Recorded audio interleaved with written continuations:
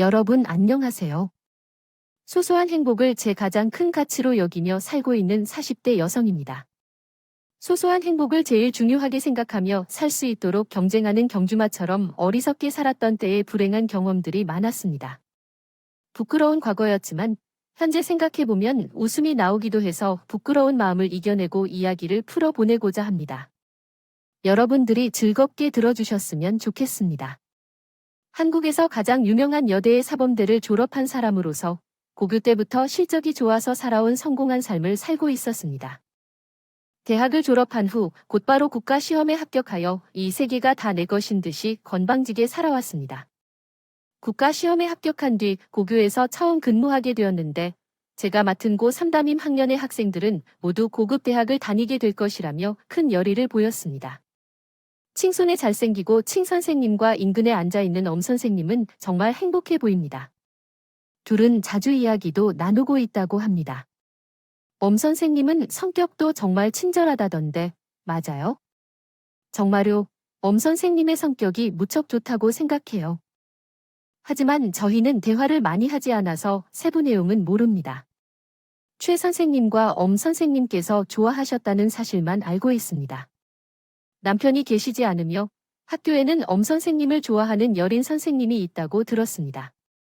엄 선생님은 우리 학교에서 가장 잘생기고 키도 크며 성격도 좋아서 남녀노소 모두에게 인기 있는 것 같습니다. 강 선생님에 대해 잘 몰랐던 것 같습니다. 사실 저는 엄 선생님을 그다지 유혹적으로 생각하지 않았습니다. 제 입장에선 그는 그냥 직장 동료일 뿐이었죠. 강 선생님은 수업에만 집중하는 것으로 알려져 있습니다. 어떻게 엄 선생님과 같이 빛나는 사람도 인식하지 못하는지 모르겠습니다. 한 학교에서 여학생들 사이에서 인기 많은 선생님도 있었는데 그는 제 옆자리에 앉아있는 제 남편이었습니다. 어릴 적부터 공부에 열중하여 남성의 흥미를 느낄 시간조차 없었습니다. 제게 행복을 주는 것은 남자의 사랑 같은 것이 아니라 제 노력의 결과이기 때문입니다.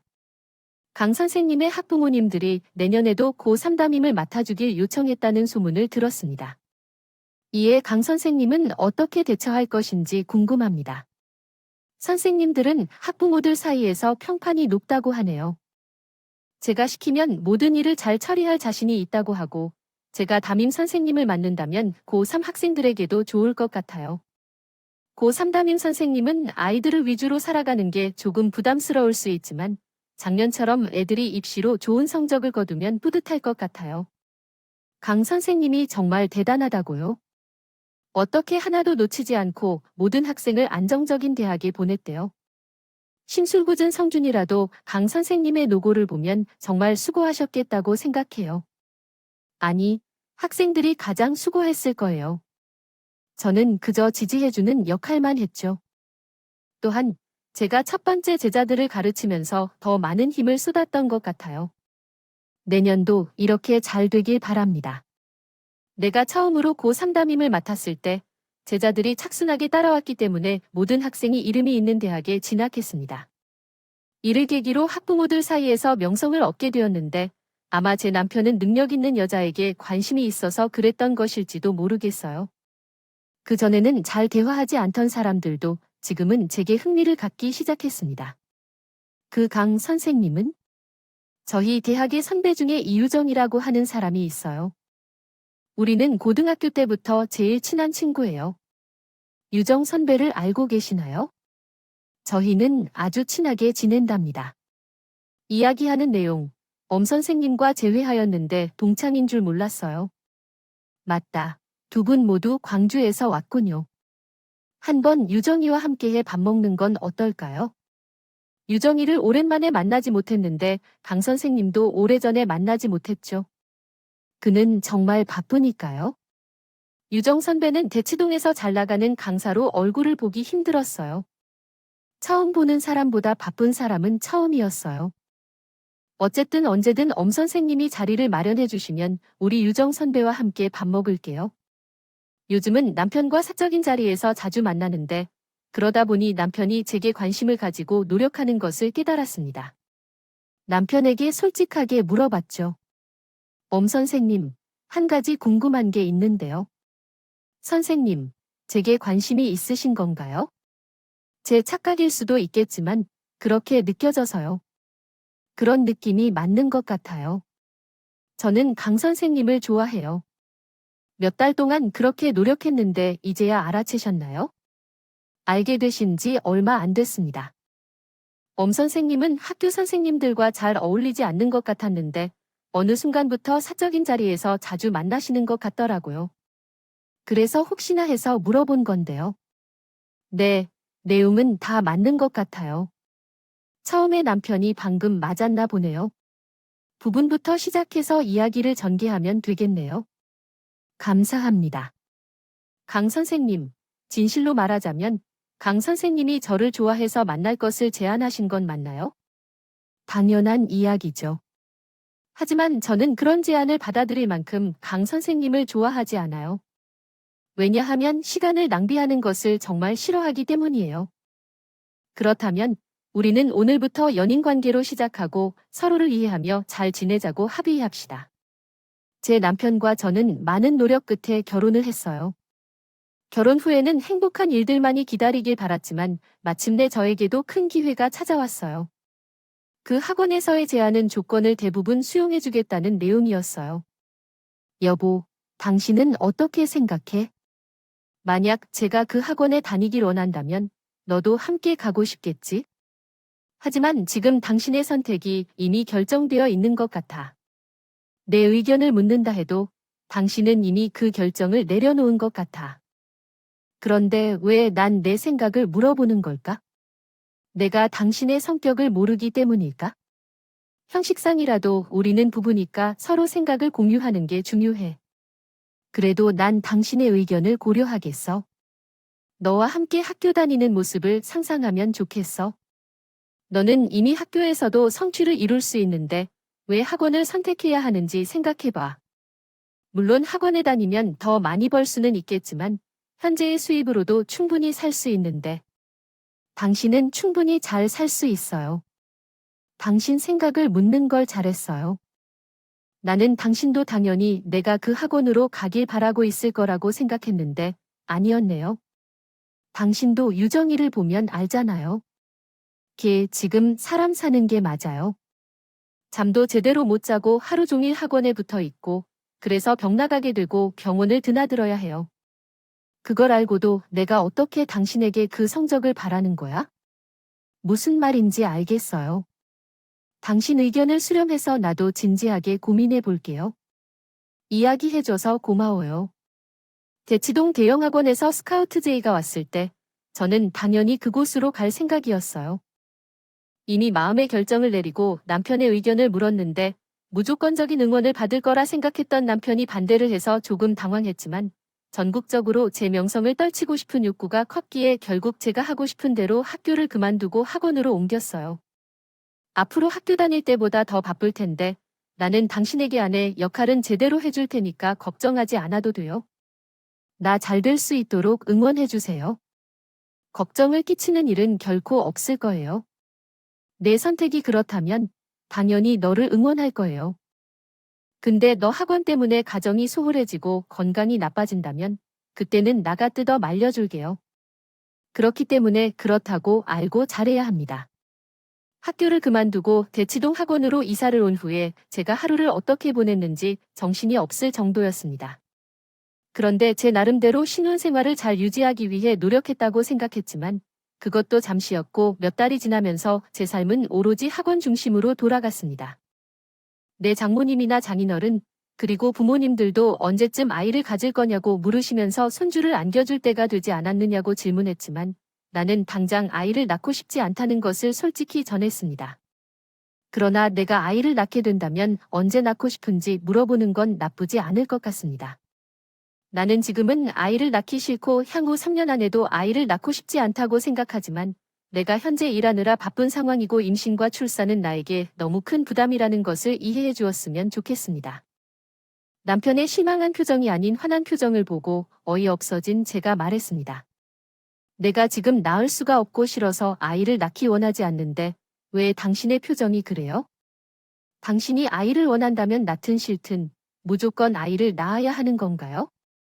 내가 아이를 낳는 기계가 아닌데 그렇게 대우하는 건 기분 나빠요.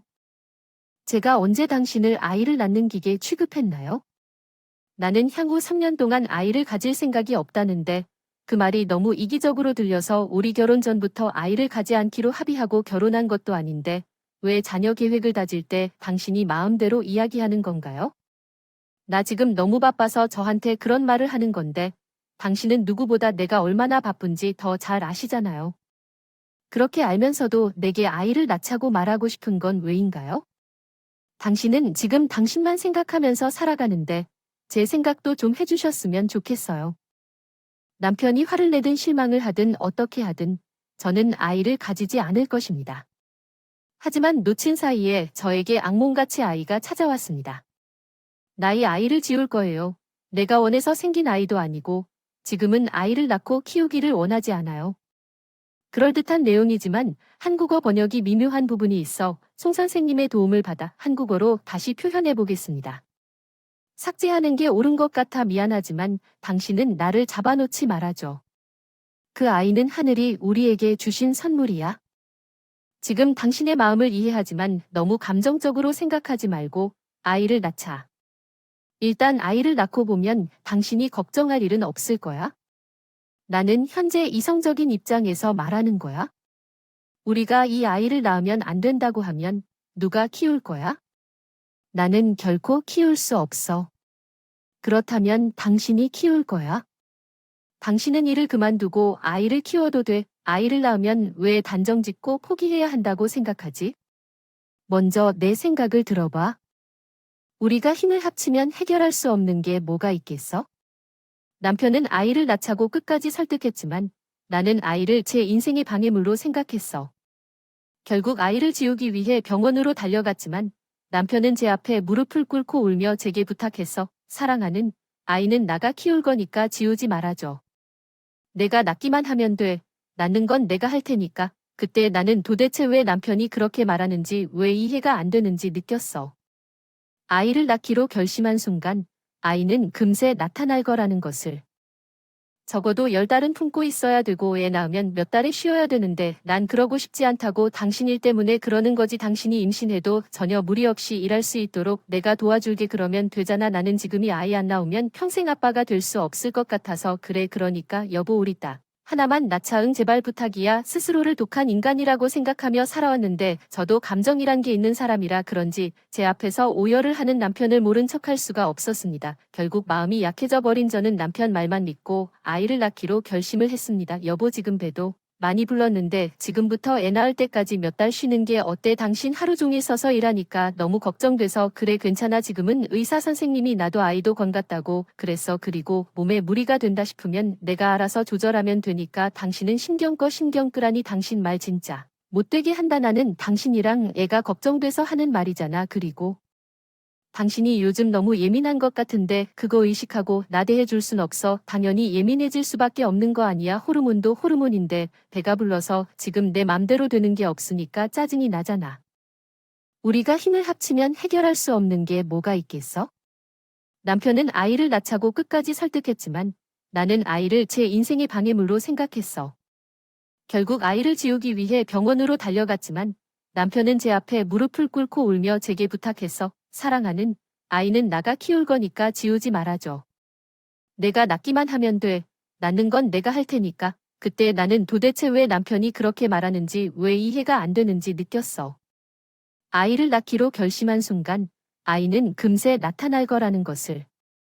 내가 말을 조금 심하게 하고 화를 내도 당신이 참아주고 이해해주는 나도 마음에 들어서 하는 게 아니에요. 애나 차고 당신 때문에 임신해서 이렇게 하는 거니까 당신이 참아야죠. 어떻게 해야 하겠어요. 남편은 남편대로 제가 걱정되니 일을 쉬라고 했어요. 하지만 저는 제가 싫어하는 게 있어서 그게 짜증나서 남편에게 짜증을 냈더니 우리 부부는 임신 기간 동안 눈만 마주치면 불같이 싸웠어요. 결국 제가 내 고집대로 출산 일주일 전까지 학원에서 아이들 가르쳤고 딸을 출산한 후에도 조리원에 퇴원하자마자 학원으로 복구하려고 했습니다. 여보. 적어도 3달 동안 쉬어줘야지 몸이 정상으로 돌아올 텐데 출산한 후에 너무 앞세우면 나중에 평생 고생할 거예요. 당신이 복구하면 또 일하는 시간이 줄어들 거예요. 오래 일하고 싶다면 나중을 위해서라도 정확히 100일만 쉬어야죠. 절대 안 돼요. 그 사이에 내 자리를 다른 사람이 차면? 어떡해요? 그리고 제 학생들이 다른 선생님께 넘겨줘도 싫고 한 번 맡은 학생들을 끝까지 책임지고 싶어서 결코 그렇게 못해요. 한 달 동안 자리를 비우는 것도 초조하고 아이들에게 미안해서 죽겠어요. 어떻게 3달이나 쉬라는 건가요? 그것은 나에게 고통이에요. 당신은 어떻게 나랑 결혼한 뒤 단어를 계속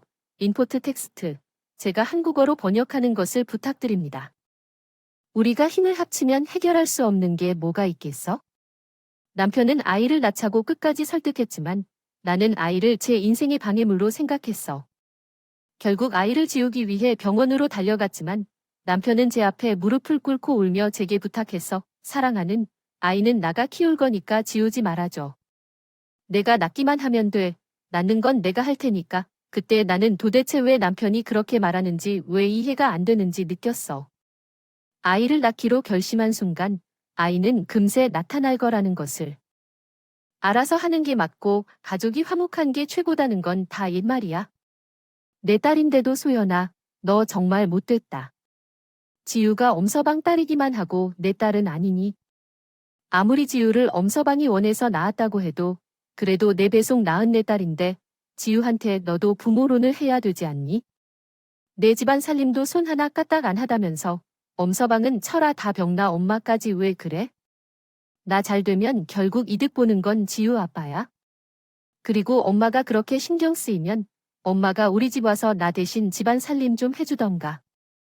그땐 제가 하는 모든 선택과 생각이 정답인 줄만 알았는데 지금 생각해보면 저는 정말 성공에만 미쳐있는 사람이었습니다. 한 번은 같이 일하는 직장 동료가 딸의 나이를 물었는데 제 딸의 나이가 정확히 떠오르지 않을 정도로 일에만 미쳐 살았던 것 같습니다.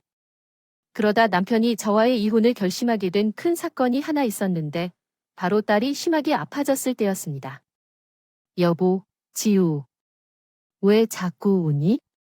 나 지금 이거 집중해서 정리해야 되는데. 지우, 우는 소리 때문에 집중이 안 돼. 당신이 가서 얼른 애 좀 달래봐.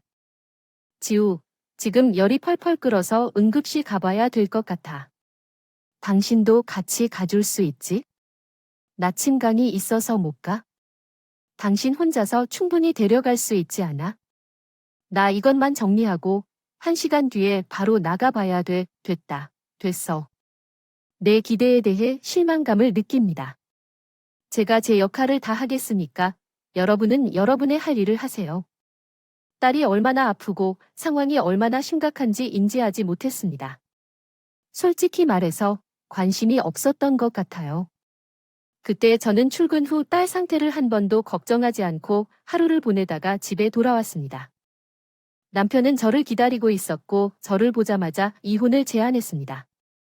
우리 이혼하자. 너 같은 무책임한 사람과 살고 싶지 않아. 너와 살면 우리 딸도 결국 메말라 죽을 것 같아. 너는 계속 자신의 일만 생각하고 살았잖아. 왜 또 남을 스트레스 주려고 그러는 거야? 오늘 응급실에 같이 안 갔다고 심술해? 내가 안 가는 건 싫어서가 아니라 못 가서 안 간 거잖아. 나는 그치 이해하지만 어떻게 엄마가 아이가 아파도 연락 없이 있을 수 있어? 내 딸 지우가 어떻게 되는지도 궁금하지 않아? 이렇게 엄마라고 할 수 있는 건데 지우에게 무슨 존재인 거니? 남편의 말이 들리지 않고 이혼을 제안하는 그의 말에 제가 그럴까라는 생각과 제 곁을 떠나려는 생각이 들었습니다.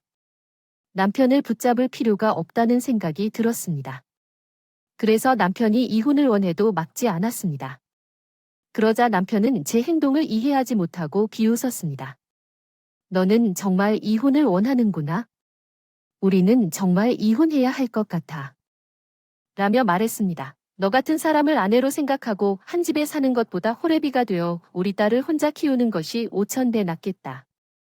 우리 이혼하면 딸을 어떻게 키울 거냐? 라고 물었습니다. 내가 딸을 키울 테니 재산을 분할하고 이혼하자. 미련 없이 그 후 이혼한 후 더 열심히 일하며 살았습니다. 이혼 후 대치동에서 제 이름을 듣면 모르는 사람이 없을 정도로 유명해졌고 부를 축적하며 살았습니다. 딸이 초등학교에 입학하는 날 남편이 참석하지 않을 것이라며 방문을 요청했습니다. 딸이 오랜만에 만난 나를 어색하게 느껴 했어요. 그녀는 솔직하게 말하거나 접근하기 어려워하며 마지막으로 얘기했던 것은 언제든지 필요한 걸 얘기하라는 말이었다.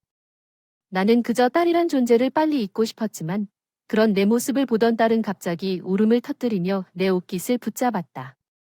귀에 다다랐을 때 그녀는 부드럽게 말했다. 엄마, 아빠가 많이 아파요.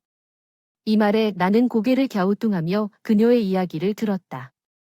그녀는 계속해서 아빠가 아프다며 아픈 부분을 이야기하라는 나의 제안에 따라 엄마에게 말했다. 아빠가 죽으면 저 어떡해요? 이 말로 인해 나의 마음은 무너지고 어색함이 사라졌다. 그녀는 아빠가 직장을 그만둔 상태이며 오래전부터 아프다고 했다. 이후 아버지는 병원에 입원해 있고 할머니를 돌보러 갔다. 그녀는 아버지가 죽을까봐 무서워하며 돈이 많은 엄마가 아빠를 살려줄 수 있지 않을까 희망을 품고 있었다. 말에 심장이 덜컥 내려앉는 기분이 들었습니다. 딸이 뭘 모르고 말해도 남편이 지금 심각한 병에 걸렸다는 사실은 확실했습니다. 딸에게 남편이 아프다는 소식을 듣고 나서부터 일이 손에 잡히지도 않고 남편 걱정에 잠도 이루지 못해 결국 저는 남편에게 만남을 요청했습니다. 당신 안색이 너무 안 좋다. 지우가 아빠 아프다고 하던데 당신 어디가 아픈 거야? 당신 설마 죽을 병에 걸린 건 아니지? 지우가 나 아프다고 말했다고. 근데 당신은 오랜만에 보니까 요즘 살만한가 보다. 명품 옷의 외제차의 나랑은 상황이 달라도 너무 다르네. 저는 웬만해서는 잘 울지 않는 사람인데 남편이 죽을 병에 걸렸을지도 모른다는 생각에 저도 모르게 눈물을 흘렸습니다. 제가 눈물을 흘리자 남편은 그제야 경계심을 풀고 놀란 눈으로 저를 바라봤습니다. 아프면 아프다고 연락을 했어야지.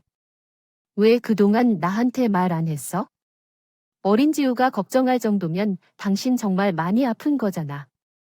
우리 이제 남인데 나 아픈 걸 당신한테 왜 말해? 그리고 어차피 당신한테는 당신 인생이 중요해서 내 아픈 게 중요했겠어. 나 아픈 거 이제 당신도 알게 됐고 이렇게 만나서 묻는 건데 당신 나 죽으면 당신이 지우 키울 수 있어 당신. 이제 나는 모든 걸 다 바꿔놓을 거야. 생각만 해도 나는 너무나도 울적하고 후회스러웠어. 당신이 이렇게 큰 결정을 내릴 때 내가 너무나 무신경했던 것을 깨달았어. 그렇게 나를 위해 몸과 마음 다 써가며 살아온 당신이 정말 미안해. 지금부터는 나도 당신을 위해 열심히 살 테니까 앞으로 더 나아가는 법을 알려줘. 당신과 함께한 그 모든 날들에 고마워. 함께한 시간들이 너무나 소중하고 아름다웠어. 그리고 이제부터 둘만의 특별한 이야기를 만들어 나갈게. 부디 내 곁을 떠나지 말아줘. 사랑하는 당신. 우리 딸이 이렇게 훌륭한 사람이 되신 것에 정말 놀랍고 감격스럽습니다. 여전히 한없이 자랑스럽고 사랑합니다. 함께 이렇게 살아가며 힘든 시간을 이겨내고 행복을 찾아가는 모습을 보니 정말 감사합니다. 함께 한 시간들을 생각하면 눈시울이 붉게 질립니다. 언제나 따뜻한 가족이 되어주셔서 감사합니다. 함께 이렇게 행복한 순간을 함께 할 수 있어 정말 감사합니다. 함께한 시간을 생각하면 눈물이 나네요. 함께 정말 행복한 순간을 보냅니다. 함께 더 행복해질 수 있는 방법을 찾아볼까요? 함께 고맙고 그리고 사랑합니다. 함께 살아가는 것이 가장 중요한 것이라는 걸 다시 한번 상기시켜 주셔서 감사합니다. 함께 큰 행복을 누릴 수 있어 정말 감사합니다. 함께 마음을 모아 이루어가는 것이 참으로 소중하다는 것을 새삼 깨달았습니다. 함께 이렇게 행복한 시간을 보내고 있는 것이 참으로 감사하고 행복합니다. 함께 이루어 나가는 것이 가장 중요하다는 것을 다시 한번 몸소 느끼게 되네요. 함께 이루어 나갈 수 있는 감사한 마음을 다시 한번 전하고 싶습니다. 함께 이런 소중한 순간을 보내고 있어서 정말 감사합니다. 함께 사랑하고 함께 행복해지는 것이 정말 소중하고 감사한 일이라는 것을 새삼 느끼게 되네요. 함께 사랑하고 함께 행복해지는 것이 가장 중요하다는 것을 다시 한번 깨달았습니다. 함께 행복을 누릴 수 있어 정말 감사드립니다. 함께 큰 행복을 누릴 수 있는 것이 참으로 감사하고 소중한 일이라는 것을 새삼 느끼게 되네요. 함께 이 큰 관계를 맺게 되어 정말로 감사드립니다. 함께 행복을 누리는 것이 가장 중요하다는 것을 다시 한번 몸소 깨닫게 되었습니다. 함께 사랑하고 함께 행복해지는 것이 가장 중요하다는 것을 다시 한번 체감하게 되었습니다. 함께 큰 행복을 누리는 것이 참으로 소중하고 감사한 일이라는 것을 새삼 느끼게 되었습니다. 함께 행복을 누리게 되는 이 순간이 너무나도 소중하고 가슴 따뜻합니다. 함께 사랑하고 함께 행복해지는 일이 가장 소중하다는 것을 다시 한번 체감하게 되네요. 함께 이런 소중한 순간을 보내고 있어서 정말로 감사합니다. 함께 사랑하고 함께 행복해지는 이 시간이 참으로 감사하고 소중한 것이라는 것을 새삼 느끼게 되네요. 함께해서 참으로 행복하고 감사해요. 마침내 나도 소소한 행복의 가치를 깨달은 것 같다. 그렇게 내가 보아온 자신의 모습 중에서 요즘 제일 평온해 보이는 게 내가 깨달은 것 같아. 처음 학교에 부임했을 때는 긴장한 모습이 역력하고 어떻게든 해보겠다는 의지가 불타올랐던 게 오히려 안쓰러웠는데 요즘은 사람이 정말 편안해 보여. 그게 눈에 띄게 보여. 그런데 당신 말대로 나도 요즘 진짜 마음이 너무 편해. 난 무조건 성공하는 게 내가 행복할 수 있는 유일한 방법이라고 생각하고 살았는데 그게 아니란 걸 요즘 많이 느끼고 있어. 가족들이랑 화목하게 지내는 것도 너무 행복하고 주유소를 들려가는 것만 봐도 행복하고 아이들과 웃고 놀며 지내는 것도 너무 행복해 보여. 이런 게 행복인 것 같아.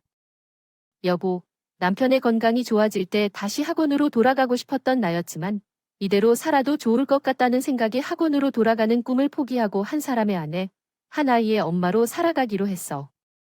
그렇게 누구보다도 평범한 삶을 살며 있을 때 학부모 모임이 있다는 말을 듣고 임대 아파트에서 친해진 학부모들과 딸아이의 학교를 처음 방문했던 적이 있었어. 안녕하세요. 처음 뵙는 얼굴인데 누구의 엄마인지 여쭤봐도 될까요? 제가 6반 판장 엄마라서 반 아이들의 엄마 얼굴을 알아둘 필요가 있어서요. 아, 그렇군요. 저는 엄지우의 엄마입니다. 사과합니다. 전 그동안 바빠서 학부모 모임에 참석하지 못해 죄송합니다. 앞으로 자주 참석하겠습니다. 제가 아는 사람이 도착하자마자 인사를 건넸는데 왜 무시하신 건가요? 그리고 왜 여기로 오지 말라는지도 궁금합니다. 혹시 무슨 일이 있으셨나요? 부탁드립니다. 생각이나 감정을 털어놓으셔도 괜찮아요. 죄송합니다. 현재 제 한국어 능력으로는 해당 텍스트를 한국어로 변환하지 못합니다. 더 도움을 드릴 수 있는 다른 부분이 있으면 알려주십시오. 감사합니다. 초등학생들을 가르치고 있는 과외 선생님에 대한 이야기입니다. 부자동 아파트에 사는 사람들은 왜 그 선생님을 선택했는지, 같은 동네에 사는 아이들을 왜 가르치지 않는지에 대한 이야기입니다. 어떤 부모는 그 선생님을 찾아서 자식에게 과외를 부탁하며 다른 부모는 그 선생님의 연락처를 알아내려고 합니다. 결국 그 선생님은 부자동에서 사는 사람들 사이에서 화제가 되고 그 선생님의 연락처를 알기 위해 소위 암약을 꾸리기도 합니다. 그리고 이야기를 듣고 있는 한 학부모가 갑자기 큰 소리로 말하며 모두에게 그 선생님의 연락처를 제공하는 상황까지 묘사되어 있습니다. 있어요. 설마 지우가 그 선생님한테 개인 과외를 받는 학생 중에 한 명이라고요? 우리 지우는 그 선생님한테 매일 1대1 과외 수업을 받고 있어요. 궁금하시면 연락처 알려드릴게요. 선생님이 번호를 알고 싶으세요? 알려주시면 감사하죠. 근데 그 선생님 과외비가 꽤 비쌀 것 같은데 지우 엄마가 어디서 그 돈을 구하는 건지요? 아니요. 저는 따로 과외비를 내지 않아요. 왜냐하면 그 선생님이 소문 속의 수학 선생이거든요. 제 이야기를 이해하셨나요? 제가 대치동에서 왔다는 수학 선생이에요. 학부모들이 저에게 다가와 명함을 받은 뒤 대치동 수학 선생이 저라는 것을 깨달았고 경악했어요. 정말 지우 엄마가 그 대치동 선생이라니. 그럼 이제까지 지우 엄마가 바쁘다고 학교에 오지 않았던 이유가 이거였어요? 아이고, 지우 엄마 왜 이제야 말하는 거죠? 지우 엄마가 지금 왜 임대 아파트에 살고 있는지 모르겠지만 여기로 와서 함께 앉으세요. 지우 엄마한테 부탁할 일이 많아요. 이렇게 학부모들이 제 직업을 알게 되자 태도를 바꾸며 저에게 알랑방귀를 뀌기 시작했습니다. 하지만 저는 그들과 어울리기 싫었기에 다시 임대 아파트 학부모들이 모여 있는 자리로 돌아와 앉았는데 반장 엄마라는 사람이 저를 쫓아와 제 손을 잡고 애원하기 시작했습니다. 지우 엄마, 아까는 제가 정말 미안했어요. 제가 좀 예민하게 굴었었죠. 그리고 들었겠지만 우리 큰딸이 과학고를 준비하고 있는데 수학이 조금 모자라요. 그래서 말인데, 지우 엄마가 우리 큰딸 과외 좀 해주실 수 있을까요? 또는 탈나는 대로 터뜨릴 테니까 부탁 좀 드릴게요. 제가 인성 쓰레기 부모를 둔 학생들은 안 가르칩니다. 그쪽 같은 학부모를 둔 학생이랑 엮이면 저만 피곤해지거든요. 그러니까 임대 아파트 사는 제 손은 놓으시고 자리로 돌아가 주세요. 아유, 지우 엄마, 왜 말을 또 그렇게 서운하게 하세요? 아까 일은 제가 사과했잖아요. 제가 우리 아들 혜빈이에게 지우 잘 보살피라고 말해 둘 테니까. 지우 봐서라도 우리 큰딸 과외 좀 부탁드려요. 우리 지우 지금 아무 문제 없이 학교 생활 잘하고 있는데 혜빈이에게 무슨 부탁을 한다는 거예요? 제가 거절하면 그쪽 아들 시켜서 우리 주요 왕따라도 시킬 생각인가요? 도대체 혜빈이 어머니 머릿속엔 뭐가 있길래 말을 그런 식으로 밖에 못 하시죠? 그게 아니라 우리 아들이 뭔가 입안에서 덩치도 좋고 친구들도 잘 거느리고 하니까 하는 말이죠. 지우랑 혜빈이가 친해지면 학교 생활도 편해지고 그럴 텐데. 아찌, 엄마 정말 너무 하시네요. 더 이상 상대할 가치를 느끼지 못한 저는 임대 아파트 학부모들을 데리고 그곳에서 빠져나왔습니다. 그 이후로도 제 정체를 알게 된 딸아이 반 학부모들이 자신의 아이를 가르쳐 달라고 연락을 했지만 저는 그들을 차단시키고 임대 아파트에 거주하고 있는 초등학생들 위주로만 과외를 해줬습니다. 그리고 종종 동네 공부방에 찾아가 형편이 어려운 친구들도 가르쳐주며 지냈었는데 그러고 살다 보니 감사하게도 남편의 건강이 어느 정도 회복이 됐고 저희 가족은 강남에 있는 제가 살던 집으로 이사를 하게 됐습니다. 당신, 아까 보니까 애들이랑 껴안고 울던데 그동안 정이 많이 들었었나 봐. 당신, 우는 거 보니까 나도 눈물 나더라. 첫째자들 떠나 보낼 때도 눈물 한 방울 안 나왔는데 내가 늙긴 늙었나 봐. 겨우 차로 2시간도 안 걸리는 곳으로 이사 가는 건데 이렇게 눈물이 나는지. 나 진짜 주책이야. 이제야 당신한테서도 사람 냄새가 나는 것 같다. 당신 지금 모습 너무 보기 좋으니까 감정에 솔직하게 사라져. 남편과 딸아이가 살던 임대 아파트를 떠날 때 정의는 무엇인지 처음으로 느끼게 되었습니다. 어떻게